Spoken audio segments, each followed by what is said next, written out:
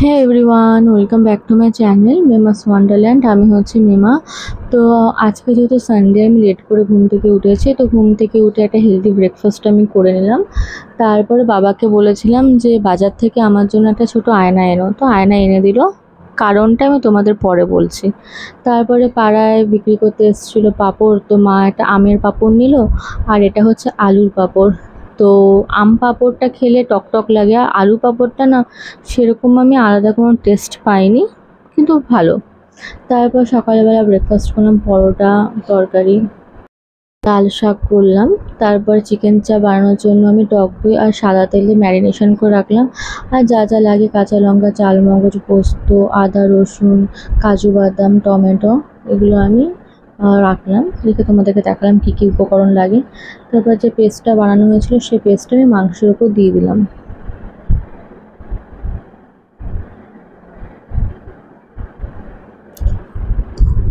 আমি কাজু, চালমগজ আর পোস্ত পেস্ট করে মাংসের মধ্যে দিয়ে দিলাম। এরপর আমি 2 ফোঁটা আতর,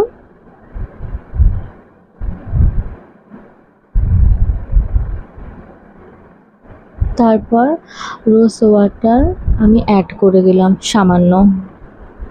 তারপর ম্যারিনেশন করার পর 30 মিনিট আমি রেখে দিলাম।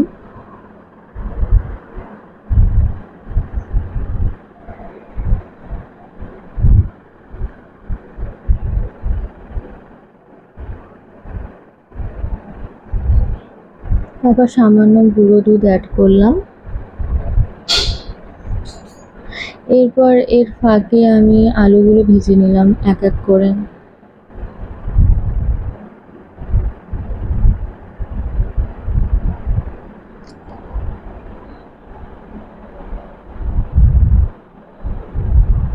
আর সানডে মানে একটু আলাদা রকমের কিছু রেসিপি বানিয়ে খেতে না খুব ভালো লাগে। সবসময় তো চিকেন কারি নর্মাল আমরা খাই, লাল লাল ঝোল।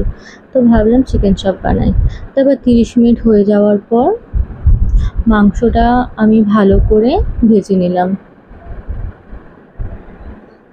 হঠাৎ করে ইচ্ছে করলো, বাবা বললো চিকেন চাপ বানাবি, তাই বললাম ঠিক আছে, বাবার আবদারটা রাখি, তাই বানালাম।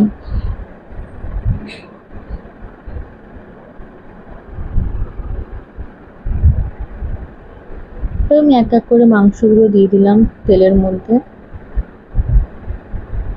একদম সহজ উপায়, ঘরোয়াভাবে বানিয়েছি, এইভাবেই তো হয়।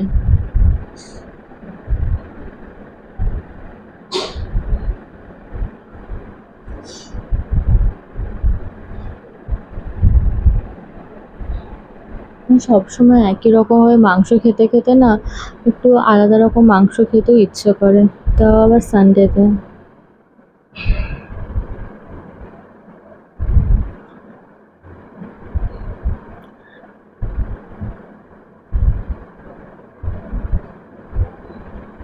তো আমি খুব ভালো করে মাংসগুলো ভাজার পর আমি এক এক করে সেগুলো তুলে নিলাম একটা আলাদা প্লেটে।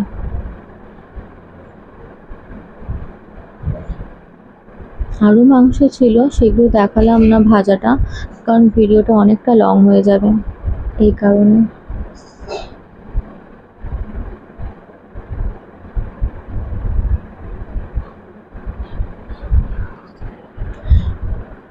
এরপর আমি যে তেলে মাংসগুলো ভাজলাম সেই তেলেই আমি গ্রেভিটা দিয়ে দিলাম, যেটা মিক্সড করে রেখেছিলাম। তো সেই গ্রেভিটা আমি কড়াইতে আস্তে আস্তে আমি ঢেলে দিলাম।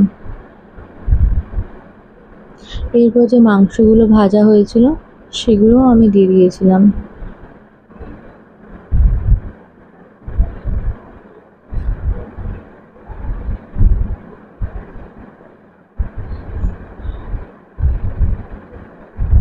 এরপর কড়াইতে কিছুক্ষণ রাখার পর আমি একটু কাঁচা লঙ্কা অ্যাড করলাম, যাতে একটু ঝাল ঝাল হয়। তাই জন্য আমি ঝালের জন্যই আমি দিয়ে দিয়েছিলাম কাঁচা লঙ্কা। আর সামান্য ঘি, ঘির পরিমাণটা একটু কমে গেছিলো, কারণ ঘিটা আমাদের শেষ হয়ে গেছিলো, অল্প ছিল। সে কারণের জন্য না আমি যতটা ঘি ছিল আমি ততটাই অ্যাড করেছিলাম। তো কিছুক্ষণ এইভাবে মানে ওভেনে রাখার পর তৈরি হয়ে গেল আমার সহজ উপায়ে চিকেন চাপ রেসিপি। কেমন হয়েছে আমাকে জানিও। চেষ্টা তো করলাম প্রথমবার, আমি যেটাই এখন করছি প্রথমবারই হচ্ছে, কেননা আমি তো বলেইছিলাম যে আমি আগে কখনো সেভাবে রান্না করিনি।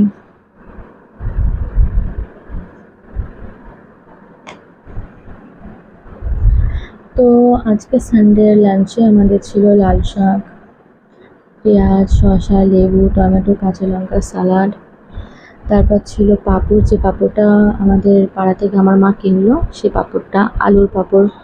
তারপরে যে চিকেন। আর আমার বাবা না শাপলার ডাল খেতে খুব ভালোবাসে, তো এই জন্য শাপলার ডাল। তো এটাই হচ্ছে আজকে আমাদের সানডের লাঞ্চ মেনু। কেমন হয়েছে আমাকে জানিও প্লিজ। আমি চেষ্টা করি নতুনত্ব কিছু ভিডিও দেওয়ার তোমাদের জন্যই। তো থ্যাংক ইউ, আমার ভিডিওগুলোকে এতটা লাইক করো, আমাকে সাপোর্ট করো, এতটা মোটিভেট করো, তার জন্য অসংখ্য ধন্যবাদ। এইভাবে সারা জীবন থেকো, আমিও তোমাদের পাশে থাকবো। আমি কথা দিয়ে কথা রাখি, তোমরা কথা দিয়ে কথা রেখো প্লিজ, কারণ কথা ভাঙা আমার একদম পছন্দ না। একে অপরকে সাপোর্ট করি না আমরা এগোবো, নিজেরটা তো ভাবলে হয় না, সবারটা ভেবে চলতে হয়। তো এত সুন্দর লাঞ্চ করার পর একটুখানি রেস্ট নিতে না নিতেই দেখলাম কি যে ওয়েদারটা অটোমেটিক চেঞ্জ হয়ে গেল। কি সুন্দর হঠাৎ বৃষ্টি নামলো, ওয়েদারটা জাস্ট অসাম হয়ে গেল। তো এরকম ওয়েদার জাস্ট মানে আমার এত ভালো লাগে, আমি সেটা মনে হয় না ভাষায় প্রকাশ করতে পারবো। আমার বৃষ্টি, এরকম মেঘলা আকাশ খুব পছন্দ। তো কিছুক্ষণ ছাদে থাকার পর আমি তারপর নিচে নামলাম। নামতে ইচ্ছে করছিল না, এত সুন্দর ঠান্ডা ঠান্ডা হাওয়া দিচ্ছিল, তার উপর বৃষ্টি। আর আমাদের এখানে না দেখতেই পাচ্ছ নেচারটা কতটা সুন্দর, সব মানে গ্রিন গ্রিন, আমার খুব পছন্দ একটা নেচার এটা। আর এটা হচ্ছে আমাদের বাড়ির বেল গাছ, অনেক বেল ধরেছে। তো তারপরে চাটা আমি খাইনি, তো মায়ের হাতে চাপটি খেলাম। তো এটা হচ্ছে আমার ভীষণ একটা প্রিয় একটা খাবারের মধ্যে পড়ে। তো মা এই খাবারটা খুব সুন্দর বানায়, আমার বাবার খুব পছন্দ। যখন স্কুলে যেতাম মায়ের চাপটি বানিয়ে দিত। এর মধ্যে না অনেকে পেঁয়াজও অ্যাড করে, কিন্তু আমার পেঁয়াজটা খুব একটা ভালো লাগে না, তাই জন্য একটু ঝাল ঝালের জন্য মা লঙ্কা অ্যাড করে। আর মায়ের হাতে মানে চাপটি জাস্ট অসাম। অনেকে আবার না লঙ্কা অ্যাড করে না, এমনি লঙ্কা ছাড়াই নর্মাল করে। তো অনেকে চিনি দুধ দিয়ে খায়, তো আমি চিনি দুধ দিয়ে খাই না, একটু ঝাল ঝাল যেহেতু করে, তো আমি ঝাল ঝালটা একটু কোনো গ্রেভি কিংবা ডাল দিয়ে আমি খেতে ভালোবাসি। তো আজকে আমি কোনো ডাল দিয়ে খাইনি, আজকে আমি চাপাটি বেরিয়ে যাচ্ছে বারবার আমার মুখ দিয়ে। তো আমি চিকেন চাপ দিয়ে খেলাম, আর জাস্ট টেস্টি হয়েছিল, অসাম হয়েছিল। তবে তোমাদের আমি ভিডিওতে প্রথমে দেখালাম যে একটা আয়না, তো আমি আয়নার মধ্যে না এসব ক্লে দিয়ে ফ্লাওয়ার্স বানিয়ে আমি জাস্ট লাগাবো। অনেকে না মিররের মধ্যে লাগাচ্ছে, তো আমি আমার ড্রেসিং টেবিলে লাগাতে চাইছি না, কারণ গ্লু দিয়ে অ্যাড করতে হয়, কেমন লাগবে কেমন না। তো এই জন্য বাবাকে বলেছিলাম বাজার থেকে আয়নাটা নিয়ে আসতে। তো এটার ওপরে ট্রাই করলাম, বেশ সুন্দর আর খুব ভালোও লাগছিলো। আর সরি হ্যাঁ, ভিডিওটা মানে ঠিকঠাক করে আমি রাখতে পারছি না, কারণ এক হাতে ফোন এক হাতে করছি, তো একটু না নড়ে চড়ে যাচ্ছে, প্লিজ তোমরা কিছু মনে করো না।